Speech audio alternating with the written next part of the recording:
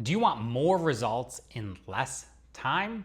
I've got two game-changing tools to help you dial in your intensity and supercharge your results.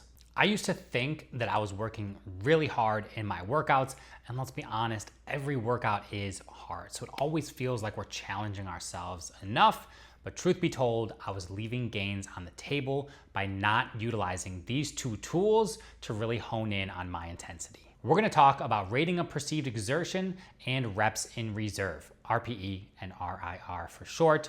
We're gonna understand them, measure them, and know how to use them. First, what are they? So RPE is a subjective scale, meaning it's how you feel about it on a rating of 1 to 10 of how hard you're working. 10 is you could not possibly give any more effort or you will black out. There's nothing left in your tank. 1 is you're a couch potato. You are literally lying on the couch. You got a bag of chips on your stomach, but you're not even reaching for any because you don't want to expend the effort. RIR is how many reps you have left at the end of your set. So if I was standing there with you during your set and I said, keep going till you can't go no more, the difference between what you did and what you could have done in that scenario where I pushed you is your reps in reserve. So if you did, call it 6 reps with 225 pounds on deadlifts, but you could have done 8, then you've got 2 reps in reserve. Now these numbers do play off each other. So if you have an RPE of 8, typically you're gonna have 2 reps in reserve, and vice versa. If you have an RPE of 2, you're probably gonna have 8 reps in reserve. So we can use these numbers, these ratings in conjunction to really maximize how we dial in that intensity. Now, how do we measure RPE and RIR? Really, it's about asking yourself right after the set. For RPE, how hard was that? On that scale of 1 to 10, how challenging was the set that I just did? And then also ask yourself, how many more reps could I have done? If I really went to the point where I was about to pass out, how many more reps could I have cranked out until I just simply can't move the weight anymore? Now, because these are subjective measurements, it takes some time and experience to really hone in on proper numbers. And just like with me, you're honestly probably gonna sell yourself a little short at first. So try to be very honest about how hard you're working, how many more reps you think you can do, and understand that until you have a bigger training age, and even sometimes when you do have a lot of training experience, we've probably got a little more than we think we do.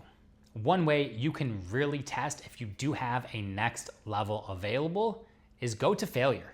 This isn't something that you need to do all the time or even often within your normal training, but in order to understand, hey, how many reps could I genuinely have done, you may just want to take a set to failure occasionally to feel what that feels like, and then you have a better judge of where you actually could end a set. Now you understand what they are and how to measure them. How do we actually use them within our strength training? So what we want to do is go to higher intensity RPEs, which means lower RIRs, in order to drive more gains in less time. The higher our intensity is, the lower volume we have to do within our workout. I like to aim between 7 and 9 RPE, which is 1 to 3 RIR, in order to balance your effort with your recovery. We need to get close to failure in order to stimulate good strength and muscle gains. So we do have to operate with a pretty good intensity to, again, get that stimulus that's going to drive optimal muscle and strength gain without needing to do just a ton of volume. This also helps you understand when you can progress.